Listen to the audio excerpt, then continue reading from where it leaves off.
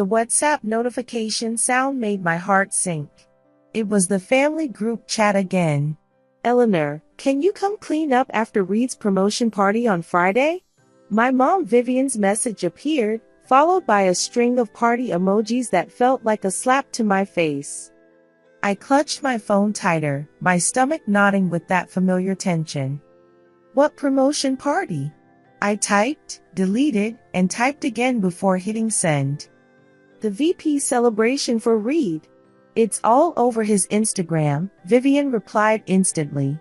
Mostly financial executives and clients. Not really your scene, honey. My chest tightened as the words burned into my screen. Once again, I wasn't worthy of an invitation, but apparently perfect for handling the dirty dishes. But you want me to come clean up after?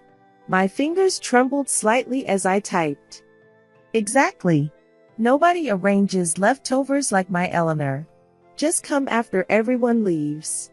We'll handle the important part, she wrote, adding a kissy face emoji that made my blood boil. I'm Eleanor, 32, and in my family's eyes, I'm their personal on-call maid, good enough to scrub dishes but not to celebrate my brother's success. The medical skills I'd spent years developing meant nothing compared to Reed's financial achievements. By Thursday afternoon, my phone buzzed constantly. Don't forget those garbage bags for gift wrapping, read Vivian's text. Reed's new boss will be there, everything must be perfect, demanded another. Each message made my grip on my phone tighten. The audacity stung. They hadn't even asked if I was free, just assumed I'd appear like always, invisible but essential. I stared at the hotel confirmation email. Part of me felt guilty. Was it wrong to leave them hanging? But then I remembered my nursing graduation they'd skip for Reed's golf tournament. No more, I whispered, silencing their notifications. This time they're on their own. Friday morning, Vivian called right as I was applying moisturizer. Eleanor, just confirming you'll be here by 4, she said in that fake cheerful tone that always made my skin crawl. Everyone's counting on you to handle the cleanup plan before Reed's important guests arrive. I paused, my reflection staring back at me with uncertainty, then heard myself say, "Don't worry, Mom. I'll take care of it." "Oh, thank goodness," she exhaled dramatically. "You always know how to make everything spotless. Honestly, what would this family do without you?" "Yeah," I whispered. "I know exactly what I'm worth." As afternoon faded into evening, I prepared, not for scrubbing dishes at their mansion, but for my anniversary celebration. I slipped into the midnight blue dress Michael had complimented last month, applied my makeup with extra care, and grabbed my party clutch bag. As I locked my apartment door and stepped into the warm spring air, the invisible weight I'd carried for years seemed to lift from my shoulders. For once, I chose my happiness over their demands. By 7:30, I was seated in the Grand Hotel's luxurious restaurant, Michael across from me, champagne flute in hand and genuine smile on my face. Let them figure it out, I thought, clinking glasses with the man who actually valued me. Tonight belonged to us. The restaurant's elegant atmosphere enveloped me like a warm embrace.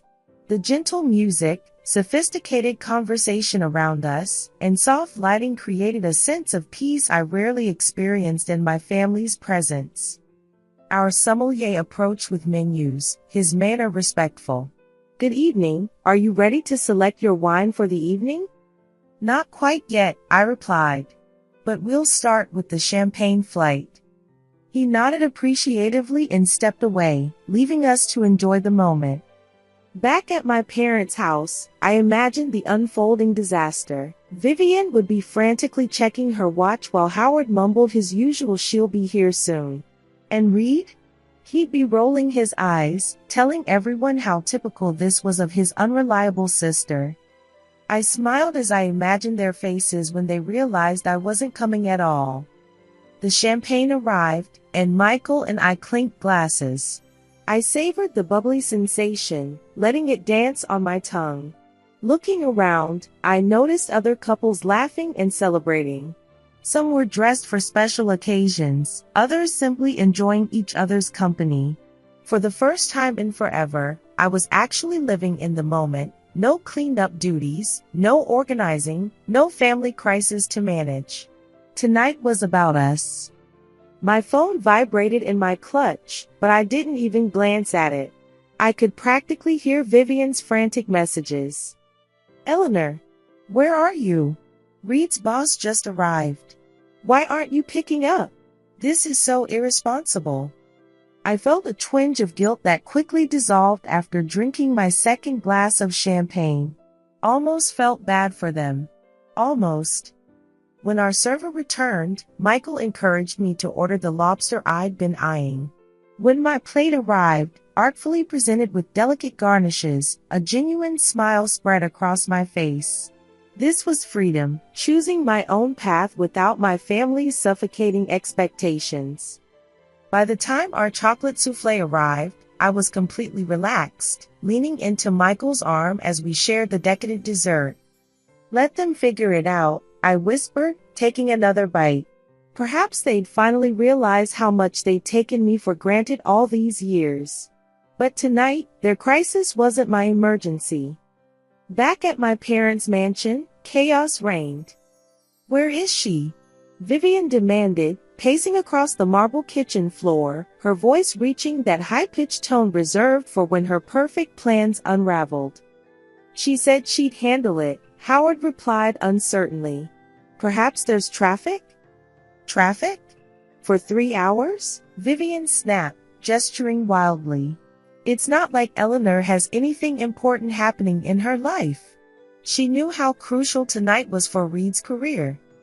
Reed sauntered in, adjusting his expensive cufflinks with a smirk. Honestly, I don't know why you still count on her. She's always been unreliable. Unreliable? Howard countered, surprising everyone. She's carried this family for years. She probably just got caught up with some medical emergency, Reed shrugged dismissively. Emergency? Vivian's voice reached that pitch that made wine glasses vibrate. She was supposed to be here 2 hours ago. The serving platters are still dirty, the specialty cocktail ingredients aren't prepped, and half the appetizers are still frozen. What am I supposed to tell Reed's boss when he sees this disaster? Reed shrugged, pulling out his phone to check his Instagram likes. Not my career on the line. Maybe next time don't rely on someone who... That's enough. Howard's voice thundered across the kitchen, shocking everyone into silence. Meanwhile, I was feeding Michael a bite of our chocolate souffle, completely oblivious to their meltdown. The dessert was heavenly, warm chocolate cake with a molten cinder that paired perfectly with the raspberry coulis. Across from us, an elderly couple clinked champagne glasses, celebrating what looked like 50 years together. Their genuine happiness filled the space around them. It felt incredible to be in this beautiful moment instead of being the invisible helper at a party where I wasn't even welcome as a guest. My phone lit up again in my purse, but I didn't bother looking. Tonight, I wasn't on call for their self-created emergencies. At the house, chaos had reached fever pitch. Vivian frantically dialed my number for the 8th time, her perfectly manicured hand shaking. The call went straight to voicemail. She's deliberately ignoring me, she gasped, staring at her phone like it had personally betrayed her. Reed smirked. Told you so. Flaky as always. Howard exhaled deeply, adjusting his glasses. That's enough, Reed. Let's just handle this ourselves. Eleanor isn't coming, so we need to manage on our own. Easy for you to say, Vivian hissed. You're not the professional event planner with a reputation at stake. The doorbell chimed, and the first guests arrived to a house in complete disarray. Vivian forced her signature hostess smile, but anyone could see she was internally combusting. I could picture her surveying the unwiped counters, unlit candles, and untouched appetizer platters, silently cursing my name. And for the first time, I felt absolutely zero remorse. As the night continued, I savored every moment at the hotel. Michael had just ordered another round of champagne when curiosity got the better of me. I glanced at my phone to find a flood of missed calls and frantic messages. Where are you? Everything's a disaster. Guests are arriving. Call me now. How could you be so selfish, Eleanor?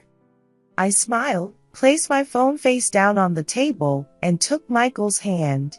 For years, I canceled plans and rearranged my life to meet their demands. Tonight was my turn. At the mansion, the dinner party had descended into elegant chaos. The dining table was eventually set, but lacked Vivian's signature perfection. The crystal glasses were streaked, the linen napkins were hastily folded, and most of the designer candles remained unlit. Where are those shrimp canapes? Vivian whispered harshly to Howard, who was struggling with an expensive bottle of Cabernet. I'm trying my best, he muttered as the corkscrew twisted at an awkward angle. You said you'd handle the food prep. I said Eleanor would handle it, Vivian snapped, her perfect smile slipping. But she's clearly abandoned us. Reed, lounging at the head of the table with a tumbler of scotch, sighed dramatically. Everyone needs to relax.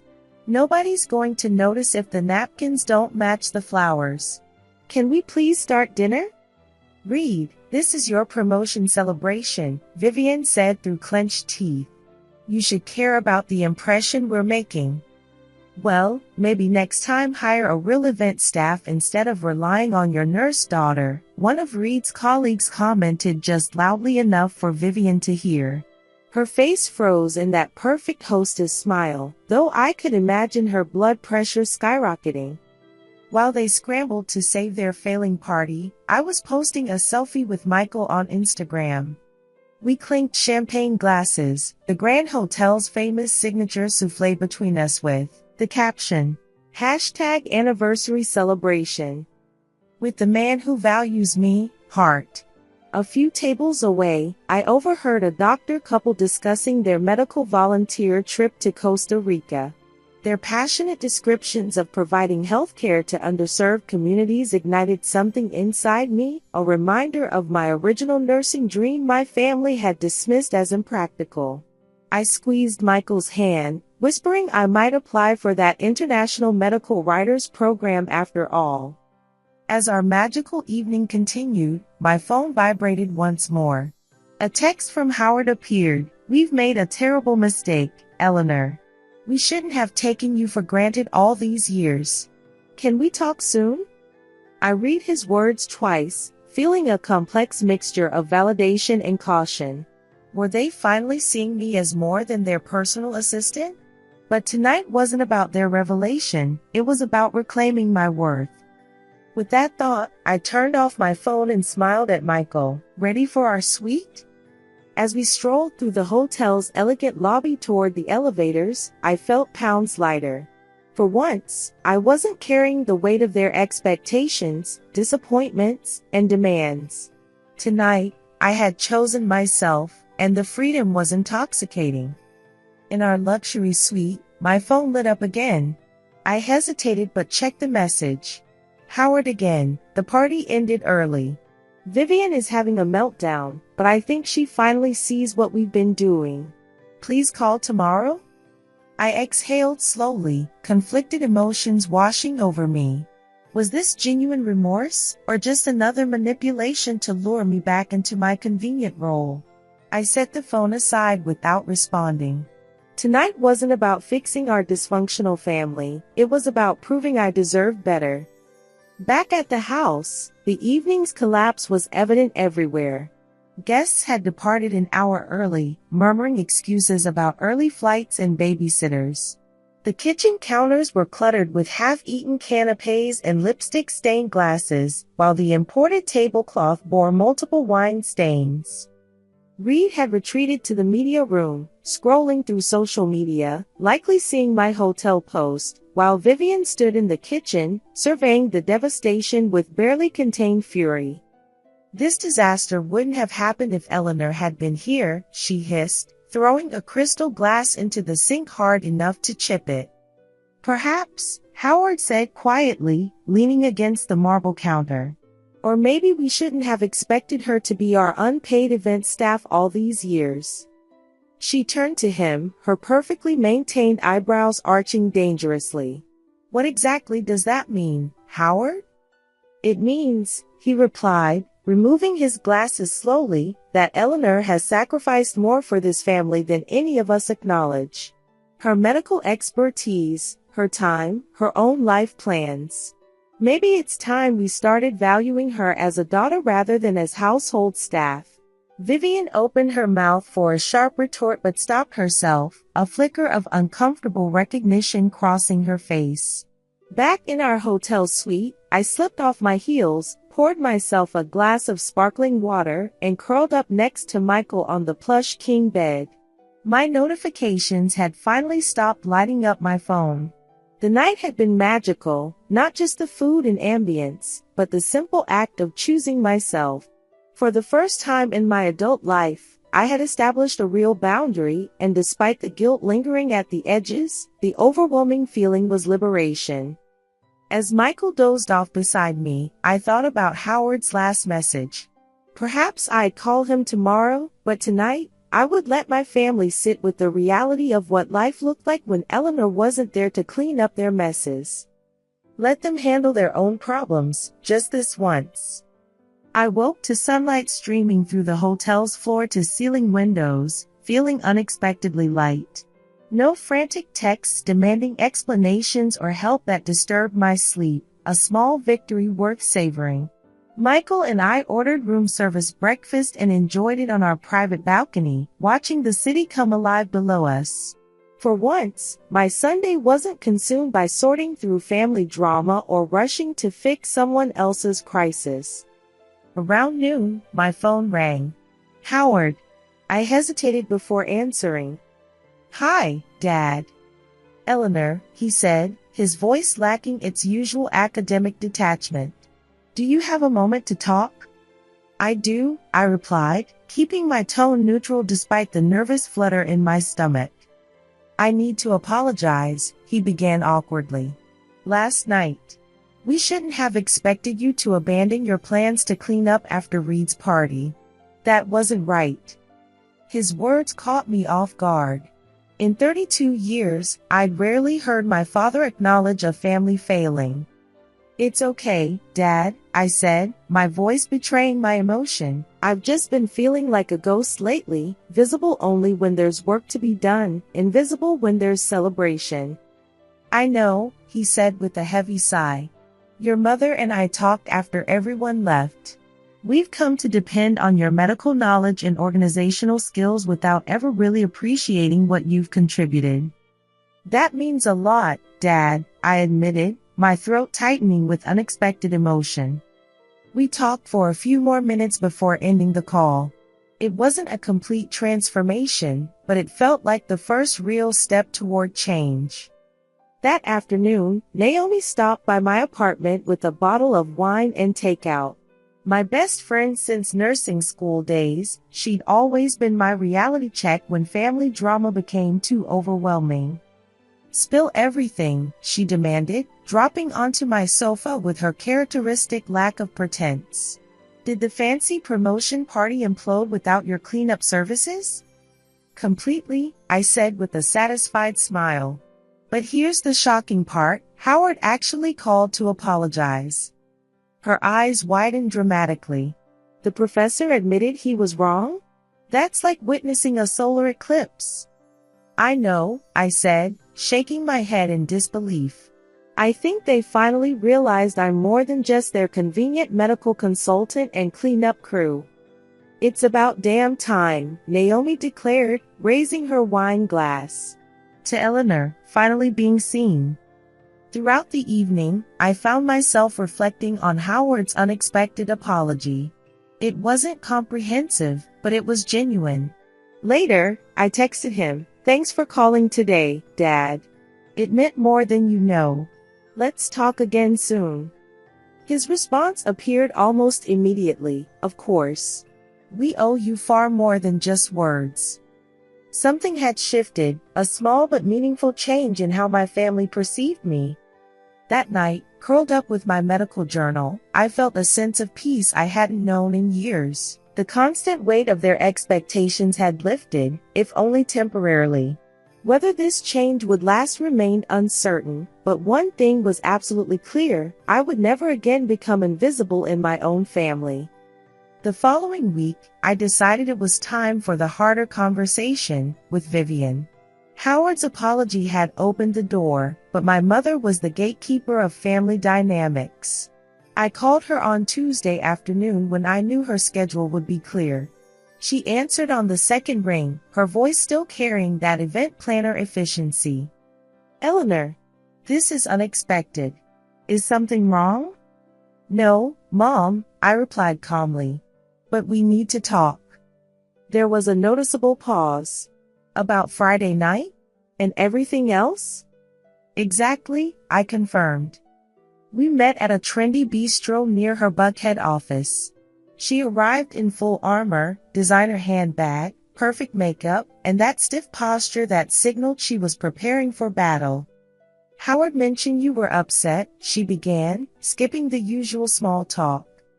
"I wasn't just upset," I replied firmly. "I was deeply hurt, Mom. I've spent years being this family's medical consultant, event helper, and emergency contact, yet none of that seems to matter unless it somehow benefited Reed's career." She started to interrupt, but I raised my hand. "Please let me finish. You didn't even consider inviting me to Reed's promotion party. You just expected me to clean up after guests I wasn't good enough to mingle with.